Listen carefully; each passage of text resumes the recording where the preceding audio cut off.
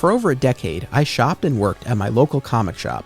One of the best parts about hanging out there was comparing notes on what I was reading with folks who shared my passion for comics. My comic shop is gone now, but we can still hold on to the magic of that in-store discussion.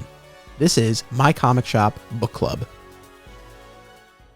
Welcome to My Comic Shop Book Club. I'm your host, Anthony Desiato. Our reading selection for this episode is Batman Hush by Jeph Loeb and Jim Lee. And joining me to discuss is my buddy from our old comic shop, Tom Darby. How's it going, everybody? Welcome, sir. I got my new edition. Ah, very nice. Which is that? Because I can't find my old one. That's why I couldn't find it. Like when I was going through the getting rid of all my comic stuff, the trade must have vanished. And when you gave me the call, I was like, yeah, I have it somewhere. But then I didn't. So I had to Amazon Prime it, relatively recently. And I got the new edition here from with the new DC logo and the Batman and Hush Two-Face type cover. Oh, right on. Well, I'm sorry that you had to rebuy it, but I appreciate you doing that. And is that a soft cover or hard cover? It's a soft cover. Soft cover. Nice cover, though. Do you like it? I like the one that you showed better. That promo cover for the series that was on the posters. Right. That was really awesome. It showcased more of the characters. Yes. And this is just like, a quick Jim Lee 5-second sketch that he did for the cover. So. All right. So I know that Batman Hush is not the most daring book club selection choice. I mean, it's generally considered a fan favorite, not a very controversial choice. The series premiere of My Comic Shop Book Club was All-Star Batman and Robin, the Boy Wonder. So, that's in a different category. But I figured this would be fun because it is a fan favorite generally. People seem to like it. And I figured, this would be a great way to get people to check out the podcast. And I've been meaning to reread this for a really long time because I read it monthly as it was coming out. I reread the entire thing when it was done, and then I might have done one, maybe two rereads in the years that followed, but it's been well over a decade, I think, since I've read this. And so I wanted to revisit it, and I guess I've always been curious, because you look at almost any list of the top Batman stories, and Hush is always on there. And I guess I've always been curious to go back because it's like, well, is that position earned, or is the story a little bit overrated? So I was curious to go back and read it again, and I appreciate you coming along on this ride with me. We have a lot to unpack, but I was hoping if you could just share your big picture, what's your hot take on Hush? Fan, not a fan? Where do you fall on Hush? Well, with Hush, I think that it's gotten a lot of praise because it's the return of Jim Lee to comics. If you're a comics person, the name Jim Lee. The fact that he's very, very selective in what he does. He doesn't do interior pages anymore.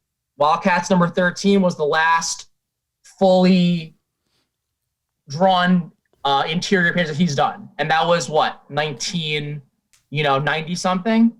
And this is Hush was 2001, I believe, right? When Batman 608 came out, that's when the first issue was. 2002 to 2003. Okay, so 2002, yeah. Not super far off, but again, still him coming back to monthly books and doing interiors. No one does interiors anymore. It's all about the cover artist these days. These companies pay out tons of money for covers, but no one does interiors. So a big part of this book's critical acclaim was Jim Lee to comics. He could have drawn, anything else. It still would have garnered that kind of attention.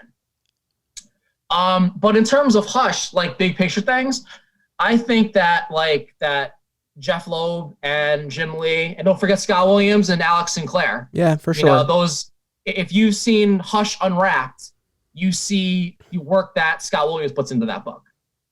All right. So let's be fair here with that. But overall, these two, the team does a really good job bringing in a lot of characters into 12 issues. And I feel that each of these characters got their appropriate spotlight. I'll give you an example. Huntress. She's probably in it for maybe 2 pages if you add up all of her panels. And I think that her scenes in the book really showcase what she's all about. Superman's in it for a few panels and a few pages. What he does in the book is really important to the story.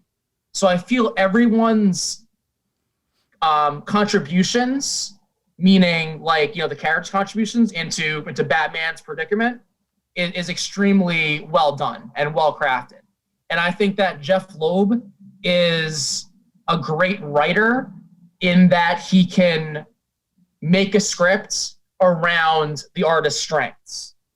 He did the same thing with Joe Madureira when they were doing the Ultimates. And again, Joe Madureira not doing interior pages.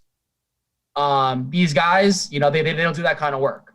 So I feel that every character in the book from the Batman universe certainly got their time to shine. And I certainly appreciated that. And I'm not a Batman fan. The reason why I bought the book, because Jim Lee. That's my honest opinion with this. And that's actually one of the main reasons why I wanted to have you on for this episode, because you are one of the biggest Jim Lee fans I know. And, you and I kind of came to Hush really with different motivations because, funny enough, I got into comics in the early 90s, but again, I only read the Superman books for many, many years. And it was in the early 2000s where I started really expanding and delving into other characters. But to be perfectly honest, I missed the boat on Jim Lee. It's I knew who he was, obviously, but I really hadn't read much, if anything, of what he had done. So, when they announced that Jim Lee was going to be doing the interior art on this, it's I knew it was a big deal, but it didn't necessarily resonate all that much with me. I was more excited for Jeph Loeb because I liked Long Halloween and Dark Victory, and I loved the Superman work that he was doing at the time. So, that was really more of the draw for me. Now, obviously, once I started seeing preview pages and stuff like that, I was like, wow, this is this is amazing. And I really, I can't stress enough how much I loved the art in the story. But yeah, we definitely kind of came to it from from different perspectives. So when did you get into Jim Lee? Was it with the X-Men stuff in the early 90s? Yeah. Oh yeah. In my opinion, he created the X-Men. The marketing that he did for the X-Men, the reason why we have the trading cards, the action figures, the Pogs, the TV show, is because of him. He certainly, and X-Men #1 is the only book that sold over 1 million copies. No book today has sold even close to 1 million copies. If you sell 1,500, 15,000, you're doing fine. But that's nowhere near 1 million. So Jim Lee revitalizing the X-Men and bringing them to the status that everyone knows today is because of that. And again, all of the merchandising, all of the marketing for his run, it was phenomenal. The reason why Toy Biz even exists probably is because of the X-Men toys. And again, all those characters came in the Jim Lee era. So this man's reach and ripple effect is astounding. And you had said this before. We're coming at this from very, very different angles. I don't think too much of writers. I'm more of an artist person. You don't have a comic if you don't have good art. Yeah, no, it's true. I don't know that I would say it's a debate that we had, but you and I definitely have always looked for different things out of comics. And again, I obviously appreciate what an artist can bring, and I appreciate the fact that it is a visual medium. But yeah, where you and I have differed is, I know you tend to follow artists, right? You'll pick up a book if you like the artist. Whereas for me, it's I more follow writers, and I'm more likely to overlook art that I don't like if it's a writer I like and a story that I'm interested in, right? But again, that being said, I definitely, appreciate everything an artist can bring. And especially with a story like this, I don't think it's out of line to say that his art is really, probably the biggest factor in terms of why this story got the attention that it did at the time, and why it's, been remembered so fondly. When they announced that he was going to do, I know this is going back almost 20 years, which is kind of crazy. Yeah, it is. It was crazy. But when they announced that he was doing Batman, I know you said you're not a big Batman fan. Was it kind of a little, were you feeling a little mixed about it? Because you're hey, it's great that Jim Lee's coming back, but it's why does it have to be Batman? Or were you fully, yeah. Definitely. Yeah. Why not be DC? Why not be Batman? All that. Yeah. Like, this is not my cup of tea. I'm the most I appreciate Batman is the Tim Burton movies. Like nostalgia is totally kicking in. I love all that stuff. So my love for Batman comes from Michael Keaton. Okay. Not necessarily like Kelly Jones's Batman or Neil Adams Batman. Yeah, so the only reason why like he's on my radar or to even acknowledge him is because of like the movies. But again, I think you're asking this question later on, but like what actually got me to buy the book? Because again, it's certainly a fine line. Why would I buy a book of a character that I don't really care for? Why would you do that? So I'm sure you're going to ask that down the line. So I can kind of jump ahead a little bit with that. But again, it certainly came down to, okay, what can you do with a franchise that I'm relatively interested in on a very, very weak side with that. Right. Yeah, no, fair enough. The other thing that I was doing the math, and you helped me out on this. But so this came out 2002, 2003. So I was in high school and I was working part-time at our old comic shop, the late Alternate Realities. You were a customer there. We had probably met at that point, but like you and I didn't really become buddies until like a few years later when I was like early in college. So like 2005, right? Yeah, probably around there. So like you and I would not have been talking about this as it was coming out. I mean, I know obviously we touched on it obviously, years later, but like this wasn't something that you and I would have been discussing month to month, right? Definitely not. Yeah, it doesn't ring a bell. I think the only folks that I talked about this was with maybe like some of the guys from like my old high school. Gotcha. And not necessarily like the AR crew. Gotcha. Yeah, and so that's one of the other reasons why I wanted to have you on for this, because this podcast is my comic shop book club, right? And we would always have great chats about what we were reading, and so the idea with this podcast is to try to like capture a little bit of that on the podcast, and I think it's especially fitting since you and I didn't really get to have these chats the first time around. And the other now. Yeah, exactly. And the other thing is like 30 years. Yeah, 30 years before. Better late than never. 20 years later. And that's the other thing. Like when I think about Hush. It really conjures a very strong connection to Alternate Realities for me because I remember those issues coming out. I remember grabbing them at the store. Again, I was working there and I had the tag for Anthony's pick where I would select the comics that I liked. And I was so into Hush that I made it my pick for the duration of its run. Yeah. Which, it was good. And I feel like, and I'll get to this in a minute, but I really feel like it held up well. And I very much enjoyed my reread last night. But did it deserve to be my pick of the week for a year? I don't know if it was that good, but I was so into it at the time. And then the last thing is there are three that I can think of over all the years of being at Alternate Realities, 3 instances where I was so excited to read an issue that I read it in the car immediately. Like as soon as I left the store, read it in the car. Identity Crisis number 7, Why the Last Man number 60, the final issue, and Batman 619, the end of Hush. And I'll be honest, I was a bit underwhelmed when I read the final issue of Hush in the car.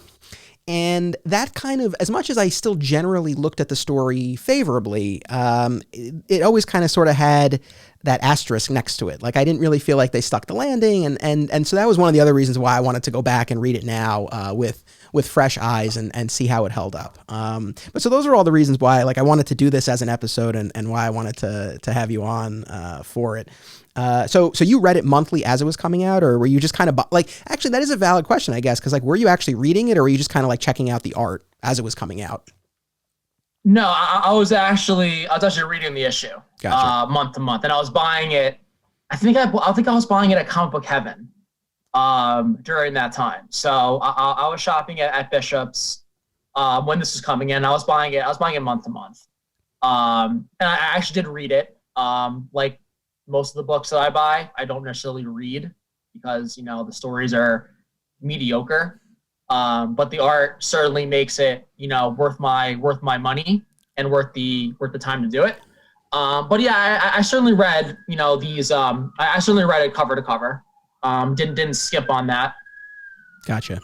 So let me lay out my three key takeaways from my reread. Um, One thing that really stood out, and I'm going to say this first because I feel like this doesn't often get said, or at least I haven't seen it or heard it said about Hush a ton. I feel like there's a very timeless quality to it. I mean, it came out almost 20 years ago, but I feel like it reads very fresh. It doesn't really have, there's nothing that really dates it in a significant way. I recently did on my Superman podcast, I did 2 episodes on the Jeph Loeb era of the Superman books. And not like those are so dated, but I mean, one of the first major storylines is Y2K. So it's, there's stuff like that. And just kind of the style of some of the Superman titles at the time, still kind of felt a little bit like the 90s era that they were just coming out of, right? But this book, and I think it's a testament to both the writing and the art for sure, that it reads so fresh. It's like, I feel like if you handed this to someone who had no idea what it was and you were like, hey, like this just came out, I feel like they'd be like, oh, right on. Like, I don't feel like there's anything that really dates it. And I don't feel like you get a ton of that with, a lot of, storylines like this. So I thought that was impressive. I liked that sort of like that timeless aspect to it, I agree. There's nothing in there that shows that this is 2002. Nothing in there. The technology has always been the same. Nothing in the headlines like it is freaking today, polluted by that.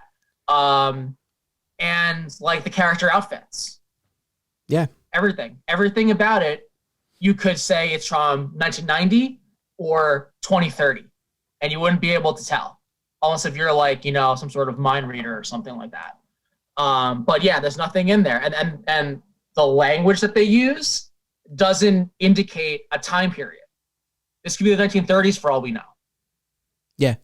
No, exactly. And so I was so impressed by that. And I don't think that's an accident. I think this was certainly the intention, to tell a story that would really stand the test of time and not be, rooted so deeply in a particular period of time.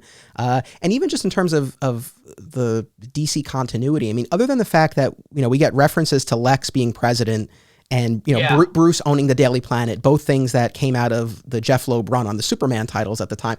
That's it. And those are so it really has this timeless aspect to it, which I think is really cool. The second takeaway, and this, has often been said, so I'm not really breaking any new ground here. And you touched on it just a moment ago. It is, really a great encapsulation of Batman and the entire Bat universe.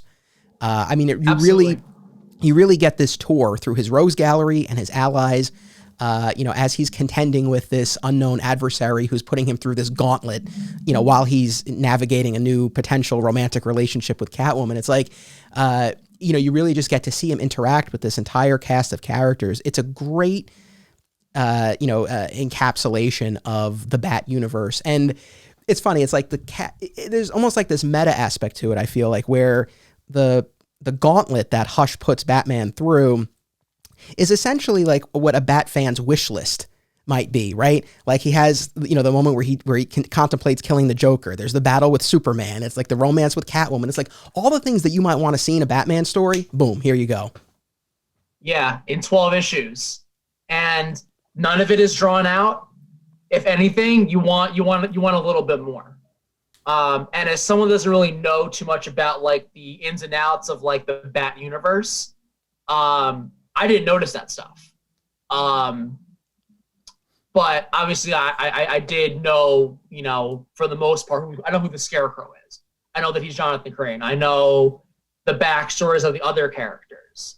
So everyone gets their share of time. Dick Grayson is in there, provides really good advice. Tim Drake, who is like one of the best Robins out there, except for Dick. That's a big compliment, coming from a guy that doesn't care about DC too much. I'll go on record for that. And like his and Catwoman too. Like she was probably one of the best characters in that whole book. I don't care about Batman. I think Catwoman, Tim, and Dick Grayson really sold the show, and Owen Huntress too, even though she was in like only a few of the scenes. But I think that his allies really stepped it up. Yes, it definitely was on Batman, but like I really appreciated his supporting cast a lot more with this. Yeah. And, going back to, our comic shop, right? Like we both worked at alternate realities for a long time. And like, there are certain titles that if someone comes in and they're like, hey, I'm thinking about, getting into comics or getting into Batman, there are certain titles that you can hand them and you could say like, here, this will get you there. And, I think what was one of the things that was so impressive about this book is how quickly it emerged as one of those evergreen titles that you could hand to someone. Because it's like before this and since then, right? Like what are the usual go-tos? Like Year One, A Dark Knight Returns, maybe Long Halloween, like a self-contained story that will, really be a satisfying read and introduce you to the character.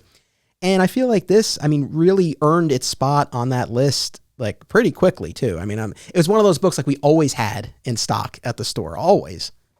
We made sure of that. Yeah.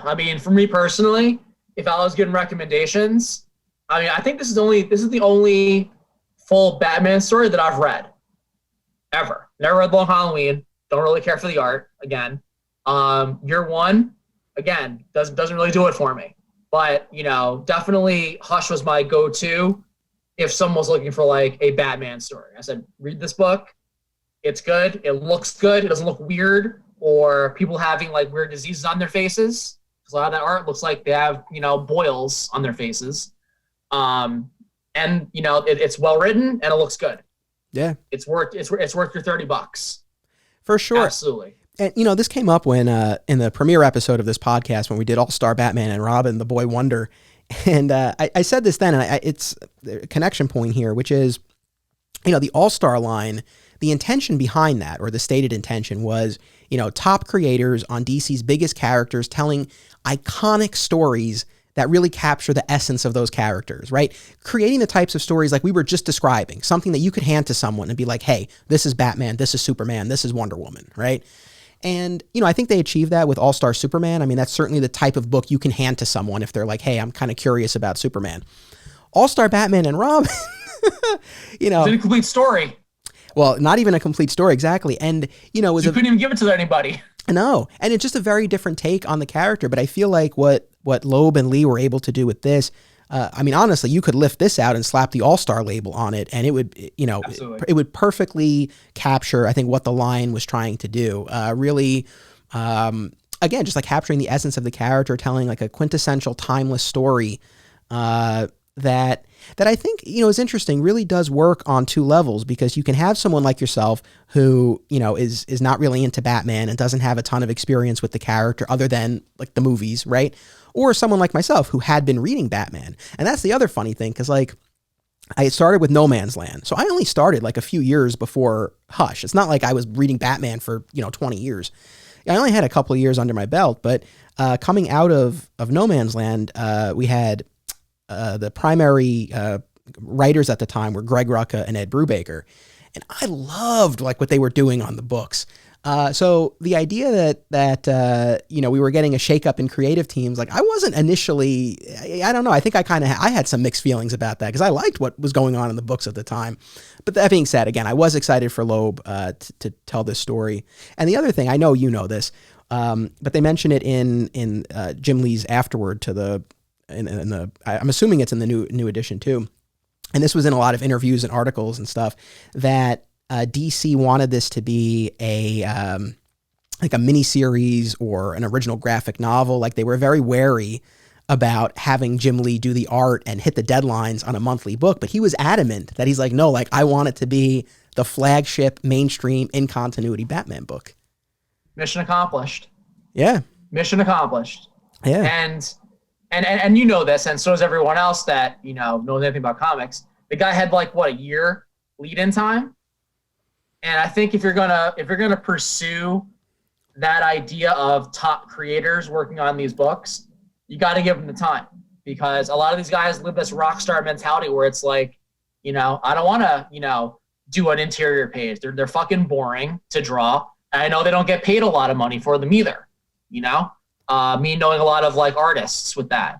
But if you want like the top tier talent, you got to give them the time. And it was great that that Jim Lee had the time to do it and actually make the deadline. Because as you know, with All-Star, the book's not even done.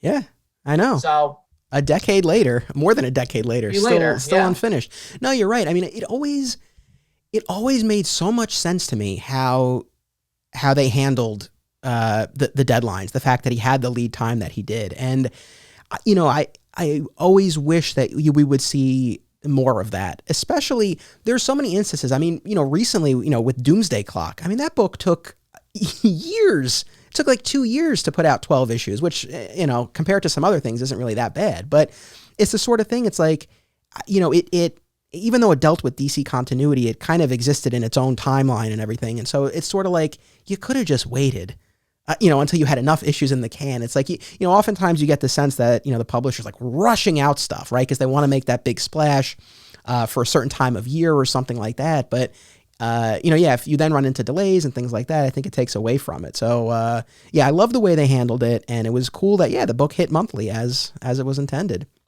Well, imagine that. Imagine if Batman didn't ship for 3 months. Yeah. No, That's like saying, hey, you're not going to work for 3 months. You're not getting a paycheck.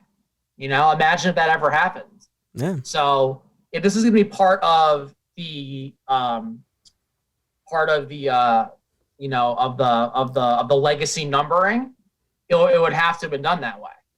Or else, again, you would have had like Batman 608 and then 5 years later, Batman 609. Like, what are you going to do? Like 1/2, 1/4, 1/5? What the fuck? If you're going to do it in this way, where it's going to be 608, 609, 610 has to come monthly, right? Again, as you said, publishers really want to keep those numbers cranking out. Granted, they're not going to say anything to Jim Lee anyway. No publishers are, oh, Jim Lee, you have to hurry up here. Right. Your job is not going to be existing in the next morning if you ever do that, I believe. But in any case, that book had to come out monthly. And the only way to do that is to give the man his vacation time and do that. Exactly. And then my last takeaway, which I'll mention briefly, then we'll take a quick commercial break and then we'll come back to. But my last takeaway is, again, I think it's a brilliant tour through the Bat universe. It's a great examination of really all of his key relationships with his enemies and his allies. It's a magnificent peek into his mind and the way the mind of the Batman works. Again, it's a wonderful encapsulation of the character and the world. So on that level, I think it succeeds magnificently. And I think that's why it's on all of those best of lists and deservedly so. As a detective story or as a mystery story, I think it leaves a little bit to be desired. And that's always been the main issue that I think I had with it. Reading that final reveal in part 12 in the car outside alternate realities and being like, okay. I guess it read a little bit better for me this time, knowing what to expect and kind of looking out for certain things along the way. But as a mystery story, I think that's where the story, kind of loses the most points. And let's unpack that in a second, but let's just do a real quick 30-second commercial break. We'll be right back. The Hive Comics and Games is an oasis of nerd fun and events in the heart of Odessa, Texas. Whether it's comic book superhero stories or role-playing in a dungeon, the Hive is where to be. Come tap your mana and face off against the top Magic the Gathering players in West Texas. Hive carries a majority of new comic titles each Wednesday and has all of your favorite titles in their back issue section. Follow them on Facebook at The Hive Comics and on Instagram at The Hive Comic Shop. All right, so picking up where we left off. So the twin reveals, A, that Tommy Elliott is Hush, is the man behind the bandages, and B, that the Riddler is the ultimate mastermind of this whole plot, the one pulling all the strings. How did that work or not work for you? What did you think? Yeah, just like you said, very, very underwhelming. When I saw that was the Riddler, I was like, what the fuck is this? Really? You're going to pick the Riddler out of, like, I was thinking Jim Carrey, like, being, like, the mastermind behind this. And I was like, you shitting me? Like, this is the biggest goof in the world, aside from, like, Danny DeVito Penguin being, like, so dumb looking. It just, like, it almost, like, it pissed me off. I was like, what the fuck is this? So, like, when I heard the reveal and I saw it, I was like, ugh, like it does leave something to be desired because it does so well up until those last few pages. and then it just drops. That's what I feel like. It's bringing you all the way up, and then it cuts the cord for you, and you fall, you plummet. I hear you. Again, like that was really my initial reaction when I read it. And you know, I'm not a mystery writer expert, but I think that for a mystery to really work, I think that the payoff has to be something that that is a surprise. I don't think, you know, it shouldn't be something that's obvious, right? Like you want there to be some twists and turns, right? You don't want to be able to easily predict the ending. However, at the same time, I do think it should be the sort of thing where everything kind of tracks and there are enough breadcrumbs where you could potentially figure it out. Again, it shouldn't be easy to, but it should be such that you could figure it out and such that you get to the end and you're like, oh, I want to go back and I want to read it again or I want to watch it again and everything's going to line up and make sense. Right? And you don't really get that with this. Don't. And that was really, when I was rereading it for last night, knowing that I was going to talk to you about it, that was what I kept thinking. I was like, okay, like, let me give this the benefit of the doubt. Like, let me see, maybe there are things along the way that I'm going to notice now. And I'm like, oh, like they were really planting the seeds for this. You know, Riddler only appears once in the story prior to that, where he rips off, you know, an armored car full of money. And there is a little bit of a hint, sort of, where Batman is thinking about, you know, we hear Batman's, you know, inner monologue and he's commenting on the Riddler and he's like, you know, he seems like kind of a has-been, like I thought he would have retired by now, you know, and he also notes, he's like, oh, it's surprising that my unknown adversary, like, hasn't taught him any new tricks, right? Because that's the whole thing throughout the story. Like, Killer Croc kidnaps this kid and holds him for ransom. Very out of character. Catwoman steals the ransom money. Out of character for her. You know, there are a lot of instances and Batman's noticing that, right? And that's cool, right? Because it shows how well he knows his enemies and how he puts the pieces together. And so he makes that comment about the Riddler. He's like, oh, like it's, you know, kind of interesting that, you know, this unseen force like hasn't enlisted Riddler in any way. So, you know, going back, it's like, oh, okay, like that, you know, I guess kind of makes sense. But yeah, that's really it. And even that's pretty thin. Yeah, I would agree. I mean, yeah, like the only that would be the only shred of evidence that you could ever connect back to that. But that's so vague. So for you to pick that up is extremely unlikely. Yeah. And then as for Hush himself, like, I mean, here's the thing, right? So Hush ends up being Tommy Elliott, who I think every reader along the way assumed Hush would be Tommy Elliott. It's like a new villain shows up at the same time as this previously unseen friend from Bruce's childhood reemerges. Right. It's like, well, okay, it's probably him. They give us that misdirect halfway through where it looks like the Joker kills Tommy Elliott. So all of a sudden it's like, oh, like, okay, maybe it's not what we thought. So I'll give them that. But I think and I want to get your thoughts on the Tommy Elliott reveal. I feel like the problem with the Tommy Elliott reveal is that it came after like 3 red herrings, 3 big misdirects: Harvey Dent, Jason Todd, and Harold the mechanic. Like 3 people who it looks like, oh, that's Hush. And maybe with the exception of Harold. But the other 2 felt like so much more interesting that it almost felt like a letdown. Like the Jason Todd thing, imagine if that was awesome. I mean, imagine if that had been the payoff to the story. Great. Right? You know, so well, let me ask you this. Yeah. As a more of a DC person, was Jason Todd back as Red Hood before this or no? No. So this is the first time he was back since he was dead. Yeah. Okay. So that would have been freaking amazing. Like when I saw that, I was like, oh wow, Jason Todd, like, you know, like being this new revitalized character, almost Bucky and Winter Soldier. You know, which is like a character that everyone writes off as lame becomes this amazing character. So, and you know, I think that if Jason Todd was Hush, that would have been a lot more, thought provoking, and more like you get more of a feeling with that, as opposed to like the Riddler, pulling the strings, or Tommy Elliott. I didn't know who Tommy Elliott was.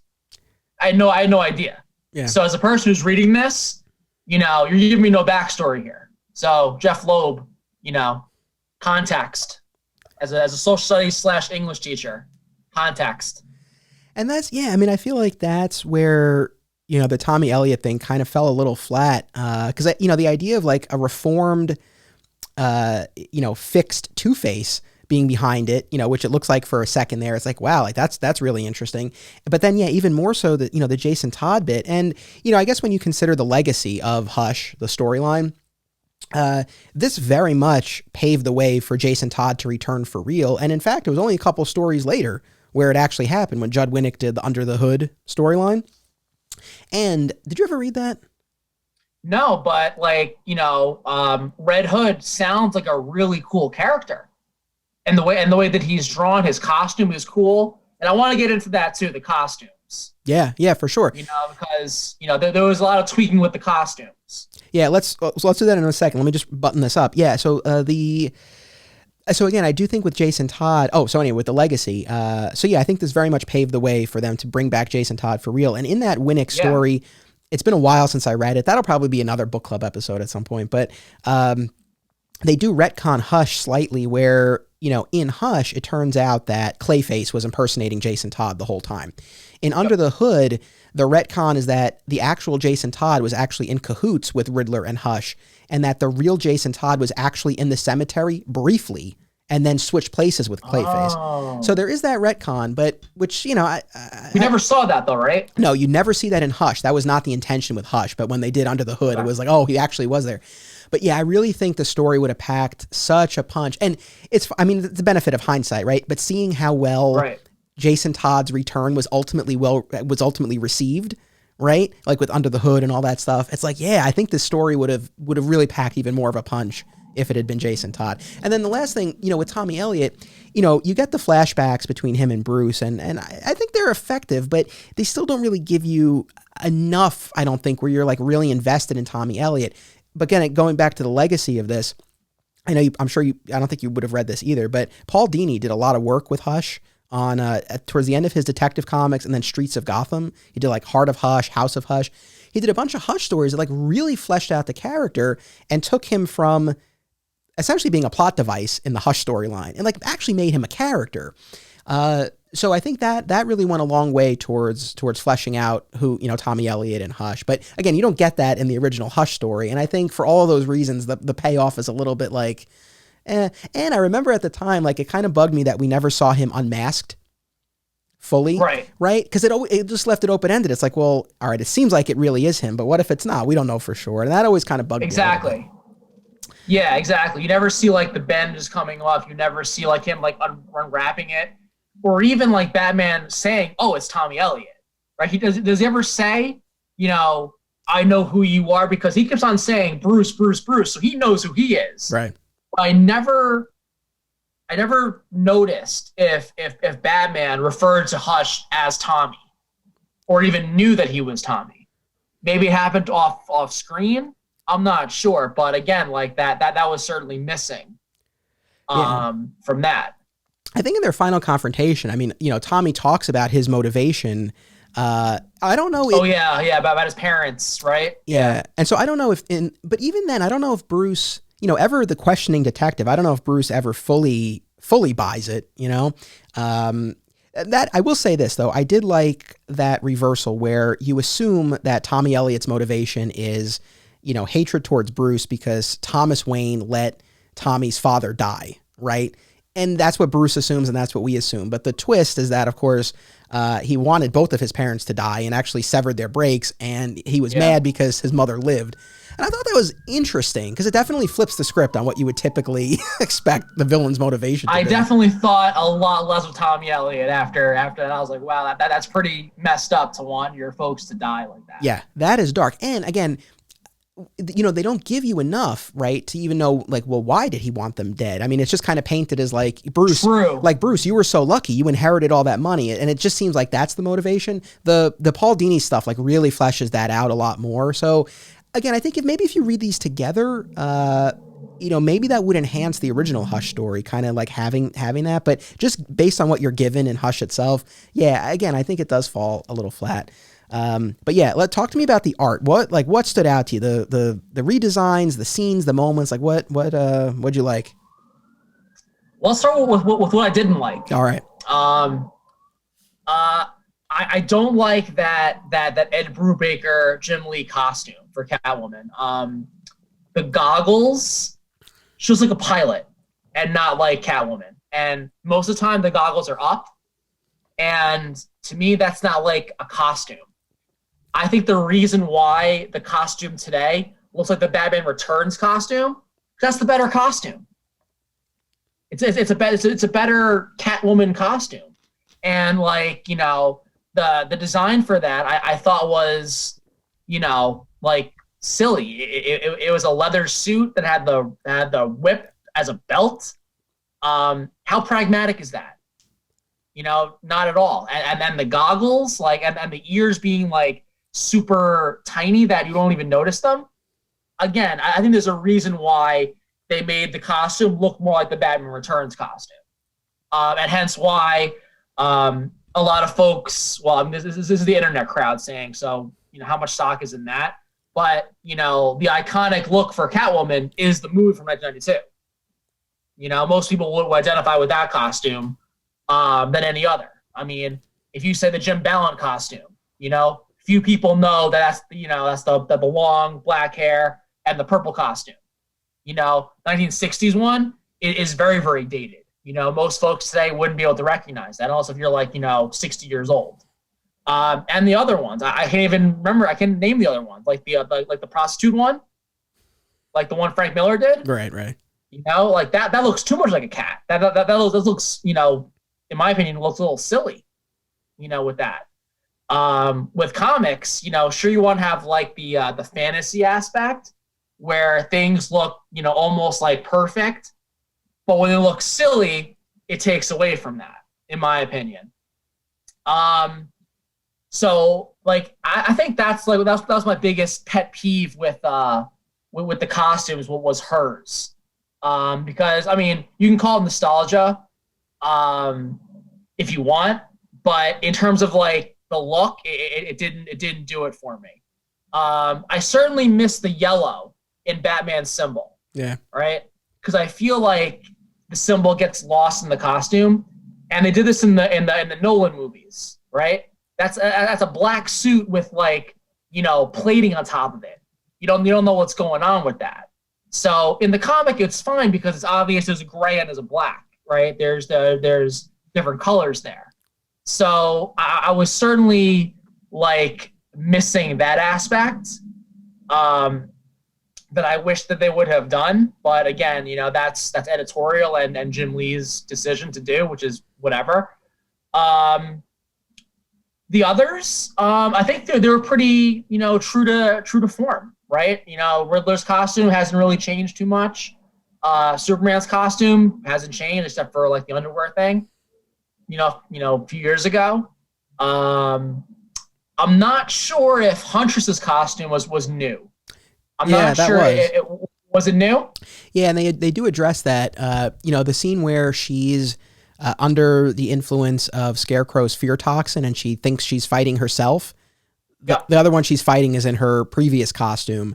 And they do establish that even Huntress was wrapped up in the Hush plot, that Tommy Elliott had approached her and offered her money to upgrade her costume and equipment. And that's why she was, and I guess planted her to be there to save Bruce when the bat rope gets cut in the first issue, right? That whole bit. So yeah, that was a new costume, different than what she had been sporting at the time. Yeah, I would have to say that's probably my favorite look for her with that. The new one? The shorts. Yeah. And kind of like the midriff almost. Right. And a lot of like stuff for packing like gadgets. And Jim Lee's a master with that, with like the buckles and the pockets. To me, like if you're going out to like whoop some ass, you're gonna want to have compartments to whoop some ass with, as opposed to like whatever these people are creating nowadays. The Hush costume was cool. The bandages. I mean, like I'm not sure if they could have done anything with that. Because it is a new character. You want to keep everything a secret. You don't want to have like a blank face or like a Rorschach type thing. Right. But it is what it was for a new character. And I just want to jump in for a second and say like, we do have to give them credit. How often is a new villain introduced who becomes a part of the rogues gallery. I mean, I feel like we're so often seeing stories with the same classic villains who have been used like over and over, and it's fine, right? And a new writer comes on and they have a new spin on an old villain or something like that. Like it's fine. I don't object to it, but it's nice when you can actually see some growth. And so again, on two levels, the fact that these guys were able to create a storyline that kind of earns its place in that list of evergreen titles that doesn't happen all the time. And the fact that they were able to create a villain who now has stood the test of time as well. Very cool. So, and yeah, the design, I thought, yeah, it was cool. I don't know what other twists they could have sort of put on it, but, and I guess, to Jim Lee's credit, it's like, it's bandages and a trench coat, but like it works. Yeah, definitely. Yeah, it didn't feel like it was, it was heating the story or really progressing it forward. It really was kind of like, all right, this is pretty neutral. You can get any kind of reaction out of it. Oh, I wanted to ask you, because I think it's in the afterword that he writes, he talks about Jim Lee, he talks about how, like the way he drew Batman changed as the story went on. And he says that like he wanted to go back and redraw some of those earlier pages, because again, there was so much lead time that he could have done that. And that Scott Williams was like, no, like, just like leave it. He's like, it's okay if you see the art evolve. Like this is, it's an artistic medium. It doesn't have to be like a carbon copy. Did you notice that at all when you were reading it? Like, oh, like his style has kind of changed, or he's drawing Batman a little bit differently as the issues went on? I don't think I did. I feel that I know his style already because I've read so many of his issues before. So I really didn't notice anything really. Well, maybe like I don't know, because like there's a scene in the first issue where it's a big splash page. I think he's kicking Killer Croc on the ship. Yeah, and you get a nice big picture of Batman. And for some reason, I feel that the way he drew Batman was certainly different than how he drew Batman towards the end of the run. Yeah. I can't even put my finger on it. I'm looking for it like right now, if I can like try to like find it. No, but I get what you're saying. Maybe it's like the cross hatching with that. Yeah. Yeah, and I mean, it's probably the sort of thing that like he notices as the artist, where he's like, oh my God, it's so obvious. But like to anyone else, it's like, I don't know. But I mean, certainly it's not like, oh my God, it completely switched. But yeah, I'm sure it evolved. Like, right, you're drawing someone for the first time versus, for the 100th time. It's like, some variation. Oh, did you like the, I really like these. I don't know your take. Did you like the painted flashbacks with Bruce and Tommy? No, I didn't. Like, I'm not a fan of painted art in the first place. So all the Alex Ross fans out there, sorry. Like, they look old, first of all. Like geriatrics. But yeah, painted art, like I feel like there's you can't capture all of the detail in there. With paint, you can't like get in there and get like an eyelash in there. Also, if you're like blowing it up super big. So I feel like a lot of details are missing, and that's my personal preference. I like the detailed art. I like the cross hatching. I like seeing like the outlines of like the muscles. I like seeing pretty faces and not smudges, which painted art can certainly do. Gotcha. No, fair enough. I liked it. I like that it set those sequences apart. It's like, I agree. I mean, I wouldn't have wanted 12 issues of that, but I thought it worked well. Again, in terms of just those flashback scenes between Bruce and Tommy. Anything else art wise that you wanted to talk about? Because I have a few other story things that I want to circle back to, but if there's anything else art wise that you wanted to bring up. Well, we got to give credit to Scott Williams because if you see like the Hush Unwrapped that DC does it all the time with their pencils only versions, you see like the X's, and X's means you're shading in, right? So we got to give props to Scott Williams. We got to give props to Alex Sinclair for killing it. And these guys are synonymous with Jim Lee. You don't see a Jim Lee book without Scott Williams or Alex Sinclair attached to it. So we got to give credit to those guys.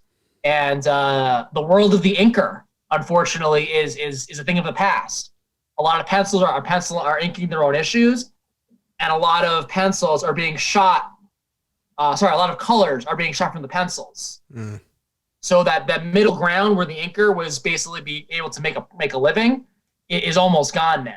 So if you can imagine like a rough layout and that being shot for the colors, you wouldn't have the same quality of a book.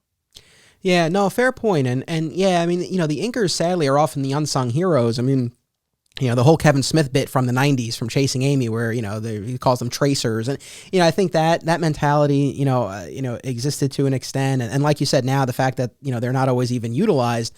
And it's true. It's like when you look at the Unwrapped, you do see the difference. And then I know this was the example that you and I always went to, but remember that Heroes hardcover, Heroes, the NBC show, and then DC put out like a comic book adaptation or something like that.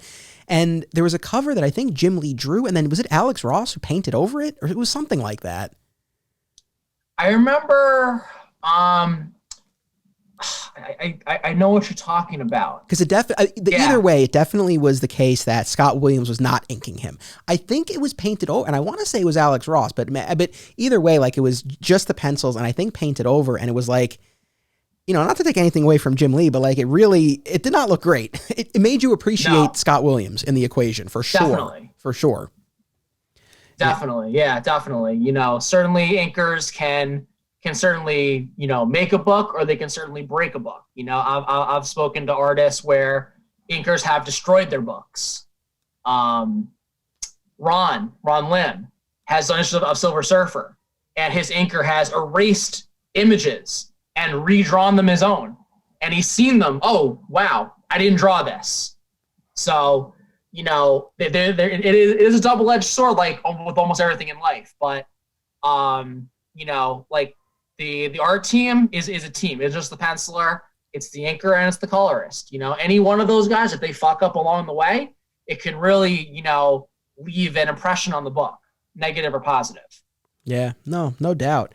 Just circling back to the story. And again, I know we really haven't given up like a plot summary, but I think people probably know the story. I mean, if you haven't read it, you should probably read it now because you're a little late. Yeah. I mean, it's not like a hidden gem, something that flew under the radar, so it's 25th printing. So yeah, I didn't feel we needed a plot summary, but again, the things that stood out to me story-wise, I loved, like I said before, seeing how Bruce's detective mind works, like how quickly he picks up on the fact that his old enemies are behaving in new and different and more dangerous ways. Like Harley Quinn, making that big scene at the opera. It's like, wow, that was out of character for her. Like he's so quick to pick up on, oh, this is out of character for my enemies. He knows them so well. And I loved generally how we got inside Bruce's head.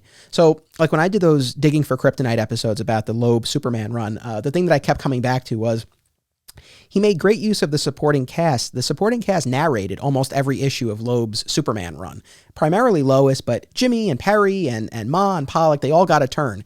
And it was really cool because like it was a great way to see the way all of these people around Clark and Superman viewed him, and it gave new insight into the character.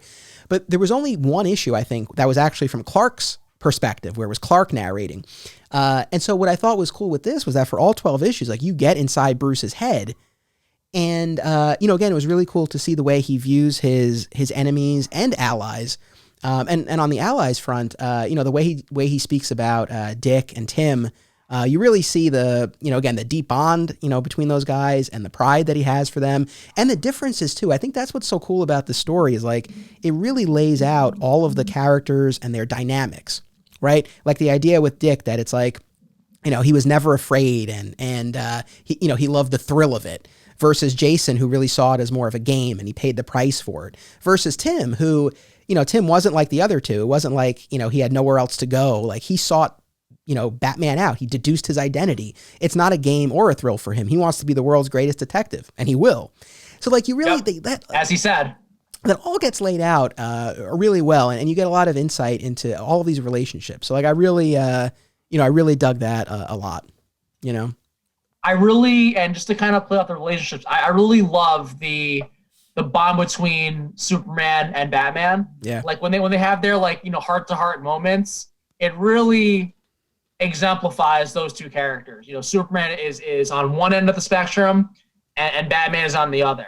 But yet they find a way to like use each other's talents and character traits to better themselves and to better what they do, which is spectacular. And again, not a big Superman fan, not a big Batman fan, but as someone who can, read and understand, language and context, you can certainly appreciate that. I really enjoyed those moments between them because, they certainly knew a lot about each other. And it really gives you a nice little summary of their relationship in only a few pages. For sure. And that was the next thing I was going to bring up. So I'm glad you mentioned it. Yeah. The Superman issue. I love that so much. Obviously. I mean, Superman's my favorite character, and I have to double check the math on this, but when this issue came out, Loeb was either towards the end of his Superman run or had just finished his Superman run. Like he had been on the Superman book for a while. And so it was cool to, now have Superman guest star in the Batman book that he was writing. And this is for sure like my favorite depiction of the relationship, where they are sometimes at odds and they are very different and they approach things in different ways. And as Bruce says, and their views on life is different. Yeah. And like Bruce says, he's like, Clark essentially is a good person and I'm not. Yeah, exactly. I appreciated that. But there's that mutual respect. And I think that's what I really love, the way Loeb, and in the Superman Batman series as well, the way he captured the dynamic between them. Again, like they can be at odds, but there is always that undercurrent of respect. And I like that a lot. And I love the bit at the end where, Tommy Elliott, when he had performed surgery on Bruce, he had implanted a tracking device, and Bruce has Clark, use his X-ray vision to find it. And he's like, use your heat vision. Burn it. He's like, this is really going to hurt. It's like, just do it. Exactly. It's like, that's it. Yeah, exactly. Yeah. He's like, and then he's fine. Yeah. Just like Wentworth in Prison Break, getting all those tattoos lasered off. That doesn't hurt. Yeah. That's a whole other. It does. Maybe we'll do a Prison Break podcast at some point. My goodness. We do need to. I spoke to Sarah Wayne Callies, actually. I went to one of those, those Walking Dead conventions. Oh, yeah? And so I met her. And I spoke to her about Prison Break. I was like, I don't care about The Walking Dead. I was like, I won't talk about Prison Break. So she was like, nice enough to talk about Prison Break. So it was good to kind of reminisce about that with one of the stars. Very cool. I appreciated that. No, that isn't. I like that a lot. And then just circling back to the Superman aspect of this, we get the Superman Batman fight. Now, and I've talked about this with our mutual friend, Ken Marion, and the idea that this is even a question about like who would win in a fight between Superman and Batman is ridiculous. Just as it's ridiculous when I think it's ridiculous when the question's posed like, oh, who's faster, Superman or the Flash? It's the Flash. It's his one thing. Let him be the fastest. Right. But I thought I did like the way the battle played out because it did account for that. Like Bruce even says, like if Clark wanted it, like he could squish me in 2 seconds. Obliterate me. Right. Yeah. Like one of my favorite lines from Batman v Superman, where, Superman says, if I wanted it, you'd be dead already. It's like the only reason this is even a fight is because I'm allowing it to be one. But anyway. True. But it's like, again, can't argue with that. But you see like what a master strategist Batman is. And I think that's what's so cool about that whole sequence. It's like he lures Superman to a lead-lined tunnel. He's underground, so he can't fly. Bruce bluffs and says, oh, there's gas in the tunnel here. If you use your heat vision, the whole block will blow up. He uses hypersonics. And you know who's above us. Exactly. And he's got the kryptonite going. So it's like, it and again shows how, we could get to a point where there's actually a battle. But all the choices that Batman makes, I think, really just illustrate, again, just what a brilliant mind and strategist he is. And I also love because I want to talk about the Batman Catwoman relationship for a second, because I love like that instant shorthand between Batman and Catwoman when Batman's like, your part in this, and she's like, yeah, which one of them should I grab? Like they instantly know, right? Like she's gonna grab someone from the Daily Planet, to use as leverage over Superman. I like that a lot. Yeah. Definitely. Yeah. Those two should have their own. Should have their own book. I think they do have their own book. It's like a Black Label book. They do. I'm not sure if that's any good. These writers these days, I don't trust what they do. It's Tom King. He's got a Batman Catwoman book, and I haven't read any of it yet. But that's kind of another thing. Kind of going back to the legacy of this story. It's like, post-Crisis, again, I didn't start reading Batman until No Man's Land, and I haven't really gone back and read a ton of what came before. So there might have been more, more storylines where there's a romance between them that I'm not aware of. But I think this was really like one of the first major steps forward in their relationship. And now you still see it almost 20 years later, like still being paid off. So again, I think blue balls with the marriage thing. With the marriage. Yeah, exactly. Oh, and that's good job, editorial. But that's kind of the, I love the way, the Riddler thing, all right, was a letdown. But what I love about this story is that it doesn't end there, right? It ends on, Bruce pulling the plug on this budding relationship with Catwoman because he can't be sure if the what's happening between them is real or if they had been manipulated in some way, right? And it's this really sad moment, and I actually. That's why I, as much as I think the mystery could have been handled a little bit better, I give it somewhat of a pass because I think, this story really works as like a character study of Batman, and you see him put through, this gauntlet of adversaries and ghosts from his past and the battle with Superman and all that stuff. And it ends with the matter of the heart. So I really did like that a lot. Yeah, just to kind of reiterate what Vitroni always says about like relationships and friendship. Like, for me, like the main story, I kind of put that on hold because I care about the relationships. I want to see the inner workings between, a person and somebody else. That to me is going to speak more volumes.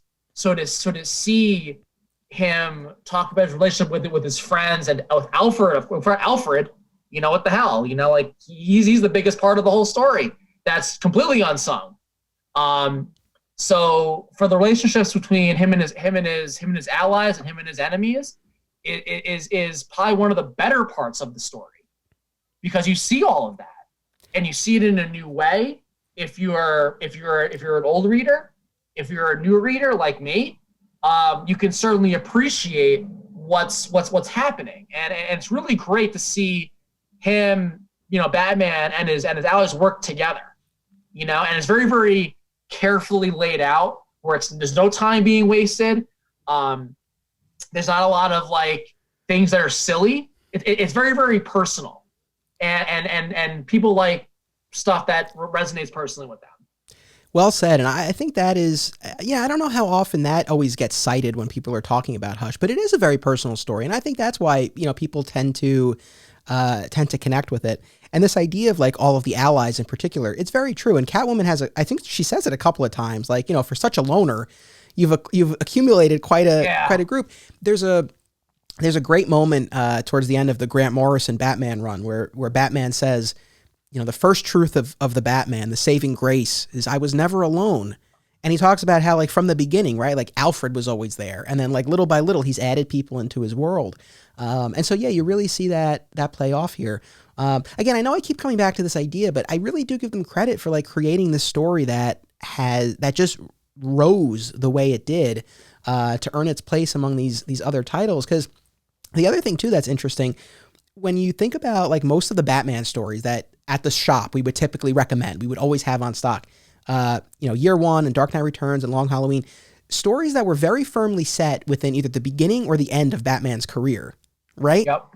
And here you have one that's like dead center in the middle, right? Where he has all of these that you can place anywhere. Yeah, exactly. Practically. Yeah. So no, there was a lot of really, really cool, really interesting stuff, in this story for sure, You're making me appreciate it a lot more as we're talking about it now, because I was certainly like, moved when I was reading it, and I appreciate the relationships. Now that we're talking about it aloud, I'm really starting to like, feel something towards these characters again, which is like, it's been dead inside of me for like 20 years. Yeah. No, right on. No, I'm glad that the conversation has that effect for me, for me too. There's one other thing that I was going to say that just slipped my mind. Oh, the Joker issue. Again, when you go back to like what a fan would want to see, like in a Batman story, again, I think a fight with Superman is probably in there. A little romance with Catwoman would be in there. And, examining like one of the greatest questions or greatest debates is like, why doesn't Batman kill Joker? And gets very close to that point. And then of course, certainly deserving of it because it gives you the rundown of everyone that he's killed. Yeah. And there's countless other people that lives that have been ruined by him. If that was me, bang, you're done. Yeah. And, he comes very close. And then, Jim Gordon is the one to talk him down. And Jim Gordon, just a few years ago, the situation was flipped when Joker killed Gordon's wife at the end of No Man's Land. And I think, it's funny. Obviously we talk about Joker that leads to Jason Todd. I hadn't even read Death in the Family, the story where Jason died. And I only knew about Jason, like really in the broadest of terms. Again, I'd only been reading Batman a couple of years, right? It was like, okay, there was the Robin who died. But they did such a good job, I think, especially in that Joker issue, like giving you the backstory that when that Jason Todd reveal happened, I was like, whoa, and they earned that even within those pages. Definitely. So I think like with whether it's the Joker issue or the Superman issue or anything else, it's like it really does a great job of boiling down like the individual characters and the dynamic between them, which I think is really cool. I just wanted to talk for a minute before we sign off about like the legacy of this. And, I mentioned those Paul Dini stories. They're great. Like for anyone who hasn't read them, I really encourage you to, and we'll probably do a book club on that in the future. There's an animated adaptation that I did not watch, but I'll probably get to at some point. I'm curious to see what, if anything, they change, right? Because I feel like they would try to put some kind of spin on it so that people don't know exactly what's going to happen. And it came out a couple of years ago, so I'm way behind the curve on it. But there is an animated movie. You didn't see it, right? No, I saw it on Amazon. Yeah. For when I was trying to buy the book. Yeah. I was going to ask if you wanted to watch it, but I was like, I don't think he wants to watch an animated movie. I wasn't even sure if you would want to talk about the comic, to be honest, because I know you're not like as into comics these days. I'm like, I don't know, but I was like, let me ask him. Yeah. I mean, comic books as of this second, like, I have absolutely no desire to support any of these companies. What's fortunate is that like I have a whole plethora of books to read from an era that I respected a lot more than I respect today. Gotcha. I have like, again, go back to the Jim Lee library of comics. I have all the X-Men. I have all the Wildcats, all the Image stuff. So that's what I've been doing. I've been actually rebuying older issues as reading copies. All my stuff is packed away into storage and stuff that I did keep. And I'm buying reading copies of these things. So it doesn't necessarily like just go away. Like your desire to read comics or to look at them or collect them doesn't really go away. It's more like what do you like? All right. And that could be from all over the place. So yeah, definitely still reminiscing in the past, but I'm totally fine with doing that. Cool. And honestly, like that's sort of my my guiding principle, like with this podcast series. It's like I'm picking stuff that I want to either check off my list because I've never read it and I've always been meaning to, or go back to my favorite stories like this one. Or like with the All-Star Batman and Robin episode, kind of take another look at something and see if I might find something different this time around. The last thing is the only live action adaptation was on Batwoman, the CW Batwoman series. Okay.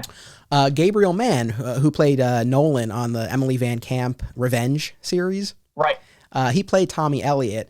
I only watched Batwoman through the Crisis crossover. So I saw him as Tommy Elliott, but it was after Crisis that he became Hush.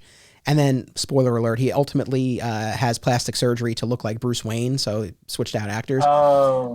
So I didn't actually get to see the full-on Hush, but I did see the Tommy Elliott character. Yeah, it was cool to see him, brought to life for the first time.